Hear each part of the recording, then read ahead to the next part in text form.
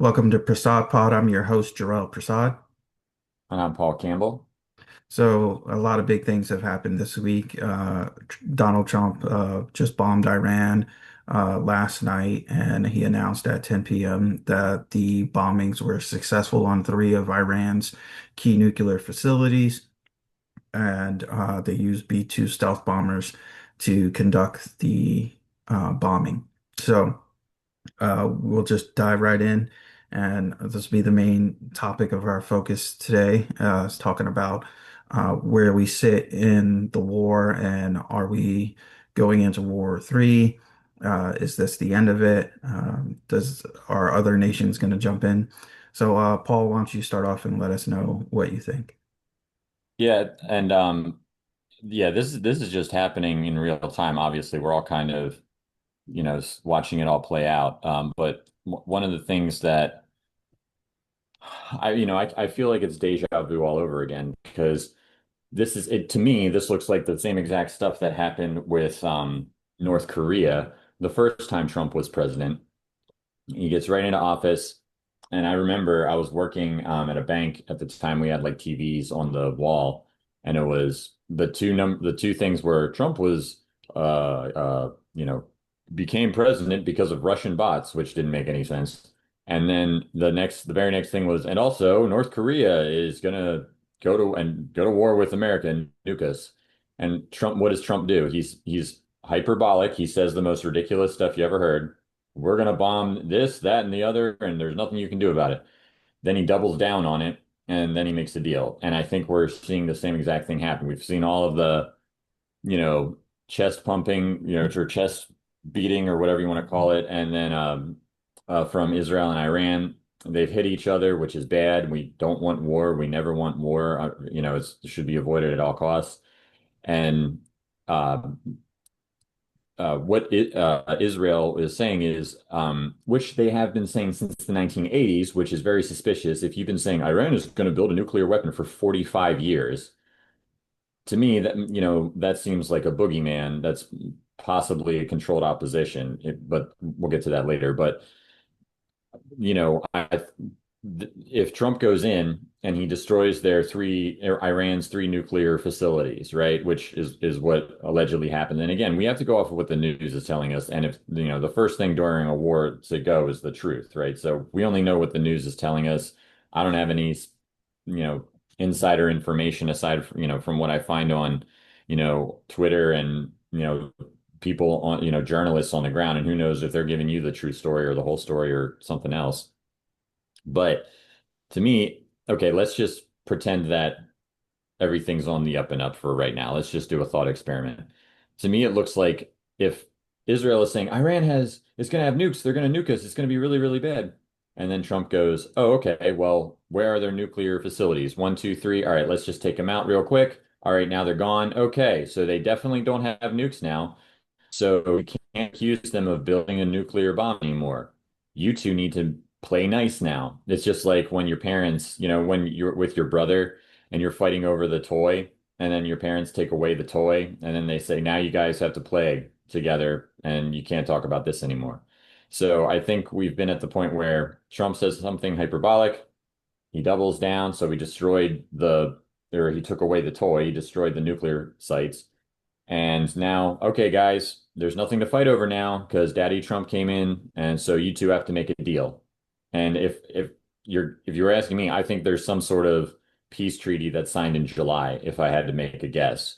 That's just my opinion, but like people people have no memory when it comes to like Trump's presidency because he'll do something and people will forget what happened before. And to me, this is like the same exact thing that happened with North Korea.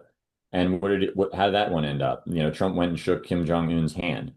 So Yeah. I know people get really scared and it's nervous and you think, oh my gosh, this is the end of the world. I just don't see this happening. I think it's the media going into hysterics. And, my personal opinion is that Iran, just like North Korea, just like Cuba, are puppets of the deep state. Whatever you think the deep state is, some people say it's, you know, whatever you want, whatever secret society, NWO, bad people, whatever you want to call it. I just don't because look, if you look at Iran back in the 70s, they were totally westernized, right? Then they had a giant coup, and they went and became religious Islamic fundamentalists and Yeah. what's the word? Militants. I'd So say the closest any American has gotten to see what Iran even looks like is the movie Argo. yeah, which I haven't seen. So, You but haven't yeah, even seen Argo? It's a good movie. I've Watch it. heard it's really good, and Really good. yeah. So it's like, I again, that was I don't know, 15, 20 years before I was even born. It was before we were born. So it's like, Yeah. I can't really speak to that with any sort of authority. But I'm looking at this and I'm thinking, he just took away, like my brother, I have two younger brothers, and we used to bicker and fight all the time, like brothers always do. We're all pretty much the same age. Yeah. And whenever we were fighting over an action figure or whatever, or Spider-Man toy or whatever, my dad would just come in and take it. All right, go outside, do something else. And that's what I think is happening. I know that might sound overly simplified, but I think if you take the 1,000-foot approach, I'm not worried. I sleep very well at night. And I know that sounds crazy when you see the images of all these bombs going off. But knowing what Israel is, like, would it surprise you if they were bombing themselves? I mean, because I don't think that they're so unscrupulous that they wouldn't hurt their own people. I mean, they're holding American citizens hostages now, um, uh, in a bunker because they if an American citizen dies, then America has uh, a preclusion to go to war with Iran. You killed American citizens. Now we're at war with you. So Israel is using Americans as human shields. So if they're going to use Americans as human shields, knowing what the consequences of that could be, it wouldn't surprise me if they would harm or attack their own citizens, blame it on Iran in a false flag, or what some people call a green flag, because you get the go button, the green go for war. I just I don't think I wouldn't put it past them. So, and again, who owns the media? Who runs the media? It's not Trump. They're all against him. So you know, I think that this is just going to be a stressful month. Meanwhile, under cover of war, all the Genius Act just got passed. So they're moving forward with the new financial system, which will be Yeah. digital. Yeah. So That's very big. look over here, don't look over here. Yeah. So, So there's a lot of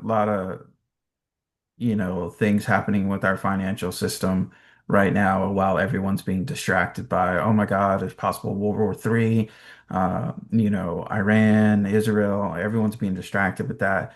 They're being distracted with ICE and yeah, these protests and riots and everything like that. All that's a big distraction when they're uh, shifting the money around and making everything. Right now, you're looking at the crypto markets, everything's in red because of yeah, the bombing that happened last night. Things are way down, but XRP is still actually up over 200%. So uh, right, even though it's way down right now, and it's just all temporary. Everything is just a distraction to they control the system. They wouldn't have bombed Iran if they think it was going to actually start World War III because everyone, you're like, oh, Iran is being supported by Russia, North Korea, and all the Axis powers, right? So you think if the U.S. bombs Iran, all of these other countries you can jump in. No, no, they're not. The U.S. has been bombing Iran for years.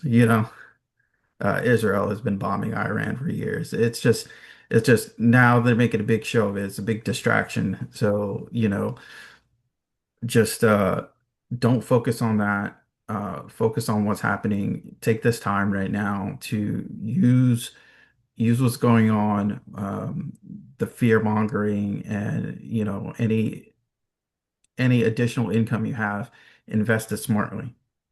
invest it smartly, buy up more resources, buy up things. Like right now, we're going to see gas skyrocket because, Iran's going to be like, oh, we're cutting off the oil reserves or oil supply to the world, and then it's just one big global pageant show. It's just put on to have the whole population of the world in fear, worried, stressed while they're doing something behind your back. Because they're never going to put the true information out in front of your face.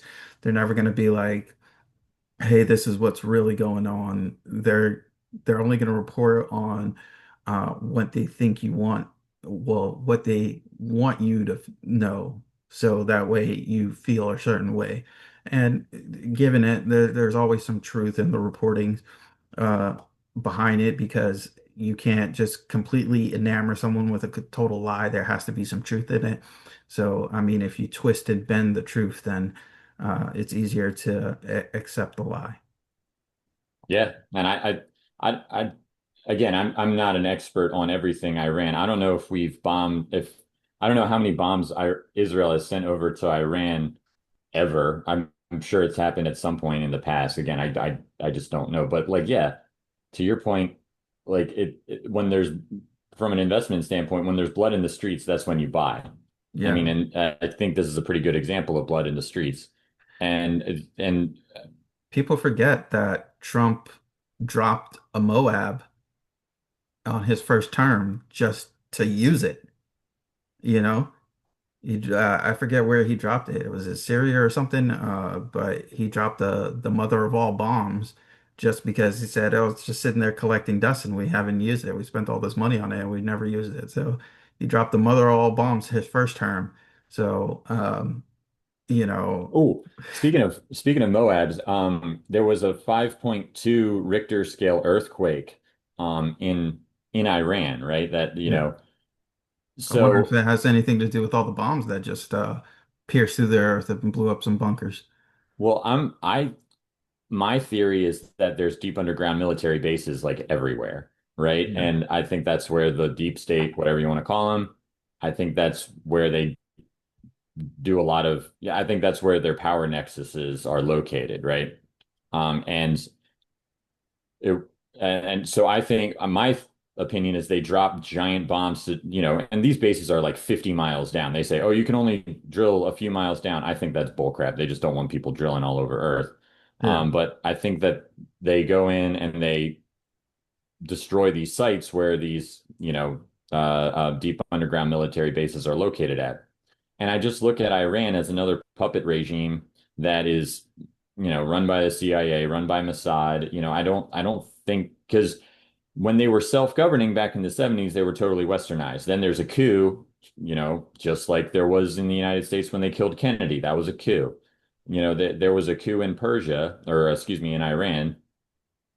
And since then, they've been a boogeyman. They're just always out there. And so this is why Israel needs to defend itself, is because Iran is out here. It's like, well, okay, but I, the best way to guarantee victory in war is to control your enemy. And I think it's controlled opposition. I like you see this with every other you see this all over the world. So it wouldn't surprise me if this is the same exact thing we've been seeing. And I think that if you go in there and you dismantle the threat of Iran without, killing, they have 90 million people living there. So it's a huge amount of people. You don't want to go to war with 90 million people, and they have a huge functional military too. Iran's no joke when it comes to their military. So again, I think that you can go in, take out the point of contention, which is nuclear armament facilities, which Trump just did, and now you say, okay, the threat's neutralized. Now you two have to make a deal. And it's just like when you're done fighting with your brother, your dad makes you shake hands, and then you go off and you play Super Smash Brothers or whatever.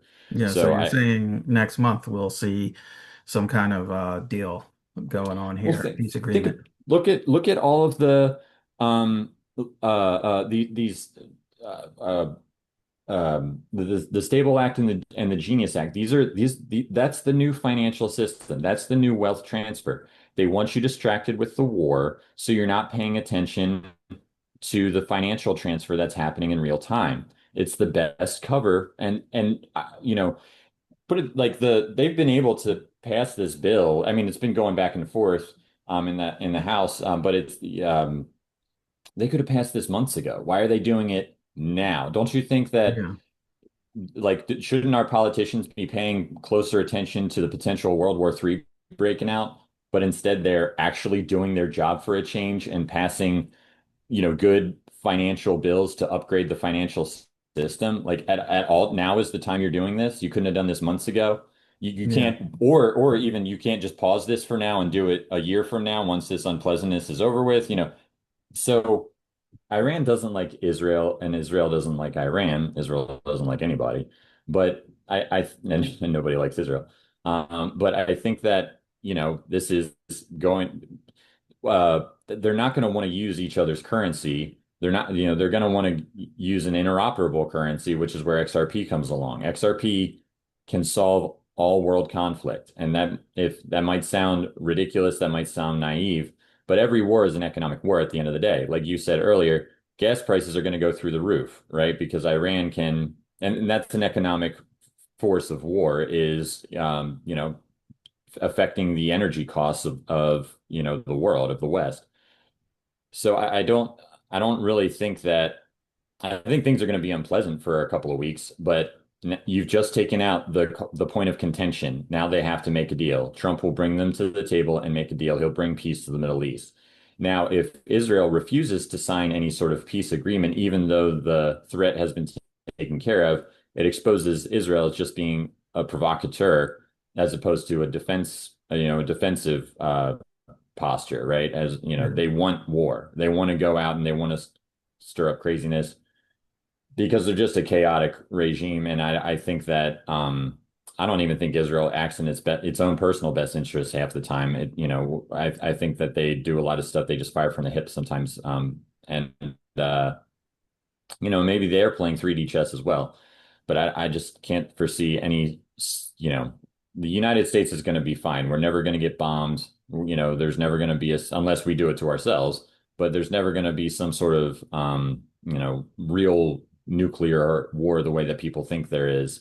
I just can't foresee that happening. I think that they're going to have a lot of back and forth between Israel and Iran. Trump is going to be in the middle, trying to make everybody happy. Meanwhile, they pass all the new financial stuff. And then once it's all settled, now we can use interoperable neutral bridge currencies. So economically, everybody prospers. And wouldn't you know it, meanwhile, while they're fighting it out, we're passing all the bills that will make that happen and upgrade the world financial system because the United States is the world economy. We're the biggest economy, we're the biggest military. Everybody wants to trade with us. They want the opportunity to use the United States markets, which is why tariffs are so effective because companies effectively don't make enough money to exist without the United States because they need our economy to function. And that's international economies are dependent on the United States as well. So, I don't think that they're going to do the thing that's going to cause the entire world market to collapse and need to be rebuilt because then nobody gets what they want because, everything's been destroyed. Yeah. Um, So, yeah, just be aware of that and pay attention because right now, whilst everything's in red, that's a good time to buy if you have the additional funds. Buy, stock up, load yourself because when that shift comes, you want to be on the positive end because no one's going to be talking about uh, everything that's uh, negative. Yeah, I feel like a lot of people that say, oh, it's good for the economy or good for the stock market. They don't even have stocks and don't even invest. They just like talk and say, hey, that's good for the stock market, but they don't have stocks themselves. So, it's kind of, where's your head at? But yeah, and AOC right now is trying to call for Trump's impeachment because he bombed Iran. So, I mean, she's just trying to make political moves and make a name for herself so she can get it out there and probably try to run for president eventually herself. But I mean, it's Yeah, all a big show, and no one's going to elect her because she's a idiot, you know. I think that it's going to be her and Bernie Sanders. It'll be AOC and Bernie is going to be the ticket in 2028, which I hope it is because that would be for the Democrats. Those are the two worst po people you can possibly choose. Nobody wants the old socialist, and nobody wants the bartender. They're not going to vote for them. And AOC is, she's a lot of things. She's not very smart either. She's clearly, a Manchurian She's candidate in her manipulated. own She right. is easily Yeah. controlled, just like Kamala Harris was, you know. She, Yeah. I mean, like, I had a little bit of respect for her and was like, okay, maybe she's on the right track. But then when I saw her backing out and supporting Kamala at the rallies and saying all this positive stuff about Kamala when none of it held water, I was like, okay, she's a puppet. She's controlled. She's just as manipulated as Kamala Harris. So any credibility she had just went right out the window with that. Yeah. And I mean, she's as straight and narrow as a corkscrew. So, I don't believe it. And that's the thing is they'll use any excuse to impeach Trump. If he had not done this, they would have impeached him because he needs to help Israel or Oh yeah, whatever. well they were talking about impeaching him before, Yeah. before he bombed, you know. And it's crazy, man. It's just the way the economy is and the world and everybody how they react to the political environment. Uh, we can bitch and moan all we want, but you have to realize we have the least amount of control of what actually happens behind the scenes, behind the curtains. If we actually saw what happened behind the veil, we'd be, flabbergasted. We can Yeah. get out and we can vote, we can make our voice heard, we can make videos like this to try and make people aware, but I mean, how much control do we really have? We really don't have any, is what I feel, in my opinion. Yeah, I mean, I saw somebody posted a meme about Trump and his promises that he hasn't kept. And you like he said he was going to build the wall. He started the wall. He never finished it. He said he was going to. I wish I had the meme in front of me, but he said he was going to arrest Hillary. He didn't. He didn't ever do that. In fact, he backtracked and was like, "Well, I just thought that would be too much. Like, really, I voted for you to arrest Hillary, right? You Yeah. ran on that." In the second debate, he famously said, you'd be in jail, and now she's not. So, and Israel says, please bomb Iran, and he does. So, on the surface level, it looks really bad. And I'm like, I didn't vote for this. I don't want wars. I don't want American boys going and die for another country. But at the end of the day, you can tactically go in and destroy as with as little, hopefully as little to none life loss as possible. You can destroy these sites, and it forces Israel to make a deal. Yeah. So that's what I'm hoping is happening. I could be wrong. We could be at war for the next year, and only We could time be. will I tell. mean, there's a lot of videos circulating around Army DFAC serving steak and lobster to their soldiers, and Yeah, that means that's bad. historically, when you get served steak and lobster, that means you're going to war, and they're just feeding you good before you deploy. So Yeah, they fed the boys who stormed Normandy. They gave him steak and surf and turf. And then I remember one guy who was a veteran. He said, "Why are they giving us this big meal? They never give us good chow." And then his buddy sitting next to him and says, "Hey, use your head, dummy. What do they feed you when you get your last meal on death row?" He's yeah, like, steak and So, lobster. Yeah, yeah, I mean, yeah, when I was deployed, it was steak and lobster every Friday. oof, You ugh. know, it was like, Yeah, oh, Friday, steak and lobster. And then on every major holiday, they had not only steak and lobster, they had like whole roasted pigs and stuff like that. They, Mm. they went all out for major holidays when you're downrange. Some of the best army eating you ever get is when you're deployed. Yeah, right. Well, yeah. So again, it's I get people texting me. you know, is this what you voted for? And it's funny, a friend texted me that, like, LOL, Trump is a warmonger and stuff. And he voted for Hillary. Okay, and so I sent him a video of Hillary saying, if I'm elected president, Iran will be eliminated or something like that. She said like it'll be pulverized or you're going to be destroyed. Like she's saying, first thing I'm going to do when I'm elected president is Just blow up Iran. blow up Iran. So that was fine when it was Hillary doing it, but Trump doesn't blow up Iran. He just goes in and takes away their nuclear capabilities, and now we're going to impeach him. But it was okay when Hillary was talking about it, and you voted for that, and you were fine with her saying it.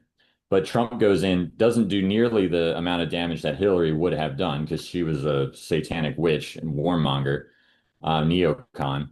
But no, instead, but Trump is doing something which is gonna force Israel to come to the negotiating table because the boogeyman is dead now. They can't complain about Iran being close to making a nuke because he can't make a nuke now. And people are going to try to impeach Trump over it. So you can see the double standard. My spidey senses are tingling over this whole thing. I don't see this escalating any farther. Now, remember the wild card is this is what Trump wants to do is bring people to the negotiating table. You need willing participants to do this. It takes two to tango. What if Israel just says, you know what? Nah, they bombed our buildings, so we don't care. We're just not going to ever make a deal with them. In fact, we're going to keep attacking them and then we're going to escalate until everybody gets involved.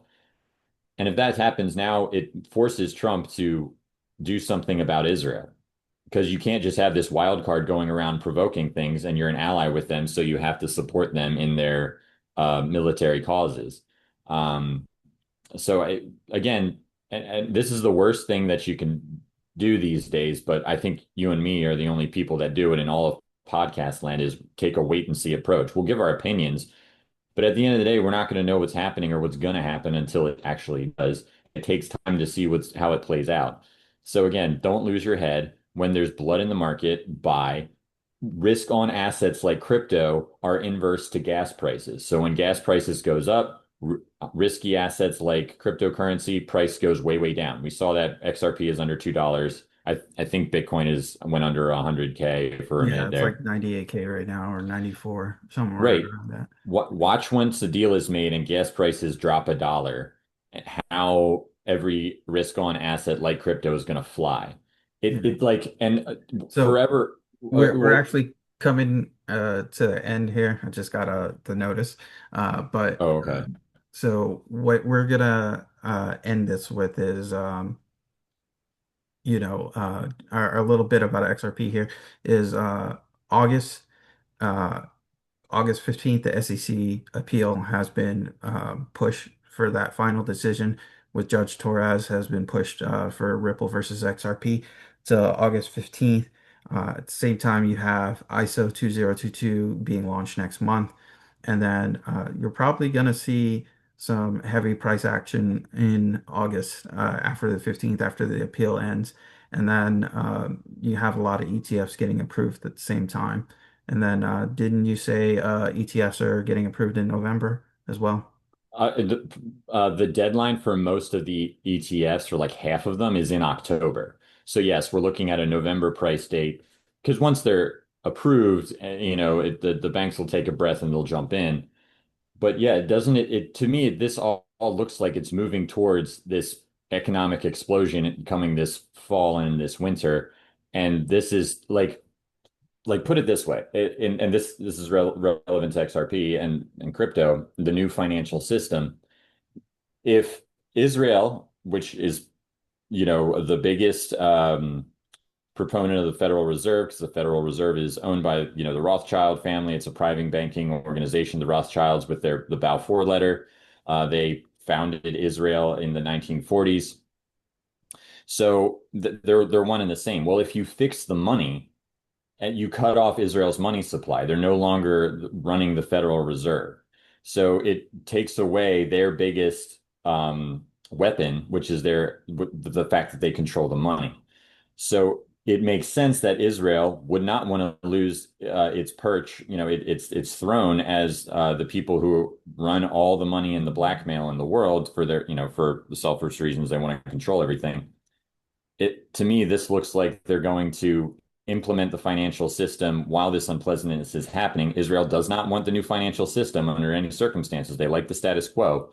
So you can not only end their excuse for going to war with Iran by eliminating Iran's nuclear threat, you can eliminate Israel's power structure by fixing the money. And to me, it looks like this is going to happen towards the end of the year. And this is Israel's last ditch effort at slowing that progress of the greatest financial transfer of wealth ever. This is their last ditch effort to stop that from happening. And hey, we're again, like you said, we're still up. XRP was 50 cents in November. Now it's still $2, even though it's gone down $1 from March. We're still up 400%. So I think that, all this is the final, push towards this new financial system, and Israel is trying to stop that from happening. And Iran is just the excuse. It could be any country they decide that they don't like this weekend, right? But keep buying your XRP, keep buying your Bitcoin if you're into that sort of thing. I'm not into Bitcoin, but No, not financial advice, by the way. right, not financial advice, but I mean, it's pretty, we've made a pretty strong case. I feel like that XRP is the preferred um, cryptocurrency internationally for the central banks moving forward. And this is the final stretch. Yep. And Um, over nine major companies have created a XRP reserve for like hundreds of millions of dollars. So And yeah, Canada just approved XRP ETF futures. So if you look, that's not going to be in the news. That'll come across our news because we're hyper focused on this topic. They're not going to announce that on Fox News or CNBC or anything like that. They're talking about the war. yeah. So anyways, that's our episode for today, guys. Thank you for joining us. Stay tuned. We'll keep you updated on the next one, and God bless. Peace.